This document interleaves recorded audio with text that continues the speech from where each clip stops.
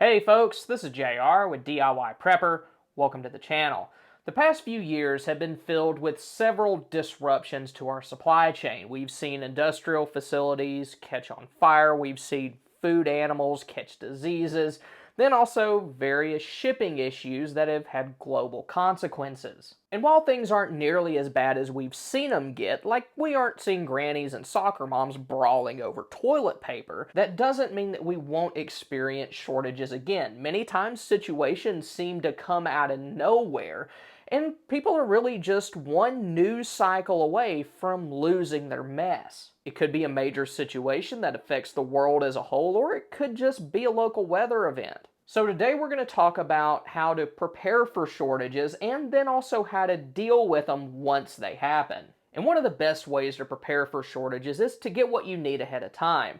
Buying things like shelf-stable foods while they're still relatively plentiful will ensure that you have what you need and prevent you from having to go join the panic buying crowd. And when it comes to food, try to have a good balance of short, mid, and long-term supplies. While you don't want to spend a whole lot of money on these, keeping a decent stock of crackers, snacks, or other comfort food items isn't a bad idea. They may not last as long as dedicated storage foods, but having them on hand is going to be good from a morale standpoint, and it'll help you get through little short minor things without a whole lot of disruption. Canned goods are a good choice for mid to long-term food storage since they have a long shelf life and can give you a lot of variety in your diet. You can get vegetables, fruits, soups, and even meat. Another nice thing about them is that most people already incorporate those into their diet anyway, so you're probably already used to eating them.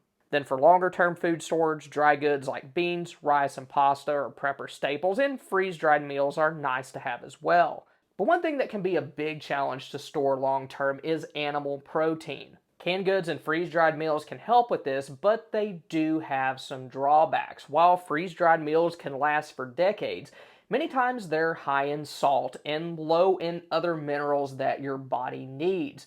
Also, if you're somebody with food sensitivities, especially things like celiac or just general gluten sensitivity, or you have an egg allergy, there's going to be a lot of those varieties that you're not going to be able to eat because those tend to be important ingredients in those. When it comes to canned goods, while they're technically safe to eat pretty much indefinitely, their taste and texture will start to go downhill over time. Then on top of that, most of the time the meat that goes into, especially like canned soup and chili, really isn't the best quality. It tends to be from less desirable parts of the animal. Plant proteins are another option, but if you're somebody like me who enjoys things like steak, then having that even every once in a while can be a big morale booster. So today we're going to take a look at steak made by Prepper Beef. They're a relatively new company, but they're doing something that a lot of other places aren't, and that's producing high quality cuts of meat for emergency food storage. I like to thank them for sending these for us to take a look at today and for sponsoring this video. Prepper Beef has 4 different kinds of steak to choose from: original steak, ribeye, New York strip, and filet mignon. Each bag will prepare 40 ounces of steak after it's rehydrated. And one thing I like about what they're offering is that it's actual steak. It's not beef crumbles from who knows what part of the cow. They start out with meat that's cooked sous vide, cut into cubes, and then freeze dried. When it comes to shelf life, the front of the bag says 10 years, but all the best buy dates on the packages I've received have indicated 25 years, putting it in the same range as other options like Mountain House. To prepare your steaks, you can do the traditional freeze-dried food cooking method of boiling some water and pouring it over the steak. This is the fastest way to prepare it, but in my experience isn't the best way to do it. The meat was a little tough and it didn't rehydrate all the way. One possible solution for that might be to soak it in the water for half the time specified, take it out, tenderize it a little bit, and then stick it back in the water for the rest of the time, although I haven't tried that. I did find though that the cold water soaking method gave much better results. Now to do this you will need a refrigerator, and while you probably won't be using your regular refrigerator during a disaster, especially one that's long term, a 12-volt refrigerator paired with a solar generator is a viable option since they only use around 50 or 60 watts. I let the meat soak overnight and then cooked it in a skillet with some oil and butter, similar to how I'd cook a regular steak, but since it's already cooked, you don't need to finish it off in the oven. Prepper beef also doesn't put a lot of extra stuff in their steak, meaning that you're free to season it however you want to. You could also dissolve a bouillon cube in the water before you soak it, which would give it more flavor. Now, when incorporating it into meals, you can eat it as a main course steak with some instant mashed potatoes and canned green beans for a really nice meal every once in a while. Or if you want to get more bang for your buck, you could incorporate it into other dishes. One of my favorite ways to incorporate steak into a larger meal is burrito bowls. If you have some of Prepper beef steak, all you need to do is add some rice, beans, and canned rotel to it. You could do the same thing with tacos, stir fries, or anything else that would benefit from a higher quality cut of meat. And another good thing about incorporating it into meals is that many of the things you'd be cooking with also have a long shelf life. Beans, rice, and even instant mashed potatoes can last for 20 years or more if stored in Mylar with an oxygen absorber. Vegetable oil can last for a couple years unopened, and you can find freeze-dried canned butter as well. So if you're looking for a long-term storage option for steak, then I think Prepper Beef is a pretty good option. If you want to check them out, then be sure to use the links in the description below. But if you're concerned about a long-term disaster, being self-sufficient is the best way to ensure that you have a long-term supply of food. Gardening is a really good way to get started with this because you can at least start practicing it no matter where you live. Given you'll be able to grow a lot more food if you have a larger piece of property, but people who have like a small yard and even those who live in an apartment still have options. Container gardening works well for plants like cherry tomatoes and banana peppers that produce smaller fruit. You can set your containers in your backyard, back porch, or even in a sunny window. Then if you have a solar generator, you can use grow lights as well. I did notice, however, that larger fruit varieties like beefsteak tomatoes and bell peppers didn't seem to do as well in containers, so last year I built a raised bed for my garden, which did seem to help. Fruit trees are another option if you have a yard or larger piece of property, and those are nice since they grow food year after year and will continue to produce more as they grow. Then raising animals is another option if you have the space to do so. Raising cows probably won't be viable for most people, but other animals like goats, rabbits, and poultry require a lot less space and resources. Depending on where you live, you may be able to start raising chickens and rabbits now, and while you might not be able to do it on a large scale, you'd at least be getting experience that would be helpful once you are able to expand. Then, even though food storage is important, there are other things that you want to keep on hand as well. Start by thinking of items that you use every day, and if you can remember back to the spring of 2020, try to think of things that once everything went crazy, you wish that you had more of. Medications are always one of the first things to disappear in a crisis, whether it's a weather event, an uptick in seasonal illnesses, or something more severe. If possible, try to secure at least a buffer supply of your prescriptions and stockpile any over-the-counter meds that you use regularly. Some of the most common examples of those are things for heartburn and allergies. And whenever I talk about medications, I always try to mention varieties for kids.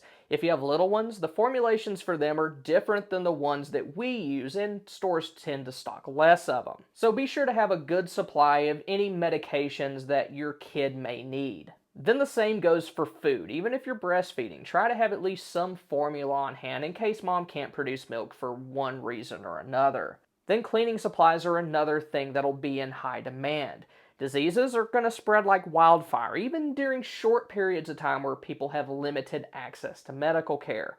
Having plenty of soap for hand washing, along with sanitizing wipes for cleaning surfaces, will reduce the chances of those illnesses getting out of hand. Hydrogen peroxide is very useful because in addition to being an antiseptic, you can also use it to clean your bathroom if someone in your family is dealing with a stomach illness. Norovirus in particular is very difficult to get rid of. Things like sanitizing wipes and alcohol aren't going to do anything to it, but hydrogen peroxide is one of the few things that'll take it out. And when you're picking up preps, always focus on the ones that you need the most, and that's going to vary based on what you have, what you're short on, and the particular situation that you're dealing with.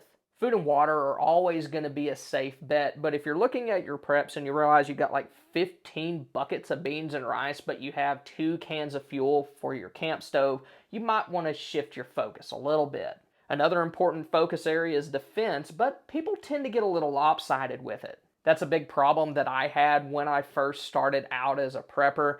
I had a lot of guns and ammo, but when different things started happening, like spring of 2020 and then also Snowmageddon, those things showed me that I was missing some pretty important stuff, like fuel, food storage, energy production, and things like that. So take a look at what you have, the situations you're most likely to deal with, and figure out what you need to deal with those and go get them. And also, don't forget to prioritize financially. While having top of the line gear and equipment is nice, it won't do you much good if you blow all your money on one or two things and don't have enough for everything else. An example of this would be camp stoves. If you can't afford to get one that costs $100 and buy food and fuel, then get a cheaper one. There are butane stoves out there that only cost around $20 or $30, and then alcohol stoves are even cheaper than that. You can even make an alcohol stove for free out of a couple of soda cans. Then for knives, a Mora Companion is an excellent choice that only costs around 20 bucks versus around 100 or 120 for something fancier. So if you're low on money but still serious about prepping, don't be afraid to get creative or buy less expensive gear if necessary. Now, if you find yourself in the middle of a shortage or missing some items, there are still some things that you can do. The first stores to get hit are going to be large grocery stores and big box stores like Walmart and Costco. And aside from not being able to find what you need, you may also want to avoid those places for safety reasons. If we're in a situation where there's a lot of people crammed into one place and nobody's able to get what they need, it's going to get pretty tense and there's a good chance that something stupid could happen, so you want to stay away from that. And then also larger regional grocery chains like H-E-B and Publix could experience similar issues as well. Far fewer people shop at places like Dollar General and Dollar Tree, and that makes some good choices to look for things during the opening stages of a shortage. Even though the stores themselves are small, they still have a good selection of food and medications. I used those places a lot during 2020 to find medications for my kid. While places like Walmart were hit pretty hard, I was able to go into like the Family Dollar and find what I needed. Ethnic markets are another good place to look, especially for groceries. I know around here we have several Mexican and Asian markets, and since those types of places tend to be frequented by the communities that they serve, that gives them a smaller customer base, which is beneficial for us. And then also, if you're somebody who likes cooking those particular kinds of meals, then the spices and different things for those are probably going to be better in that kind of store anyway. Health food stores also tend to fly under most people's radar, but they are more expensive. Right after the 2021 Texas ice storm, when people were starting to emerge from being stranded in their house for a week, places like Walmart were getting absolutely ransacked. So we loaded up in the car, drove an additional 2 miles down the road to one of our local health food markets. And when we got there, the crowd was barely more than what it would be on a normal day. We were able to get in and out without any issues, but we did have to pay a little more. And we also used stores like that during quarantine to find formula for our son, who was around 9 months old at the time. Farm and ranch stores are also good options, especially for food and household goods. We have an Atwoods where I live that keeps a good stock of canned goods, household cleaners, and toilet paper on hand. Then try to be aware of places that you can find particular items that normally would not be associated with that kind of store. An example of this is hardware stores selling household cleaning supplies and toilet paper. During the toilet paper fiasco of 2020, the only place where my best friend could find toilet paper was a small local hardware store. And even though people don't normally associate that kind of stuff with a hardware store, they do tend to sell cleaning supplies and also toilet paper and paper towels. Then don't forget to shop locally, and really that's usually a good idea anyway. If you live in an agricultural area, you may be in better shape than you realize. Many local businesses partner with local farmers and ranchers, and that makes them less vulnerable to supply chain issues happening far off. So keep an eye out for butcher shops in your area that have been in business for a while because they probably have good connections, and also know where your roadside produce stands and farmers markets are located. Once again, during the spring of 2020, meat was getting a little bit hard to find, but we were able to get it from a local butcher shop on the other side of town. We would call them, tell them what we needed. If they had it, they get it ready, and if they didn't, they would give us some other options. And really, the price wasn't all that much different. I mean, it was a little bit higher, but it wasn't crazy, and the service was a lot better than bigger stores. Your experience may vary with this, but for us, it turned out pretty well. And of course, there's many other things that you may want to have set aside for different kinds of emergencies or disasters. If you want to see items that would disappear in a crisis, then click here. Or if you want to see stockpile foods that last almost forever, then click here. Once again, I'd like to thank Prepper Beef for sponsoring us today. Thank y'all for stopping by. Y'all have a good one.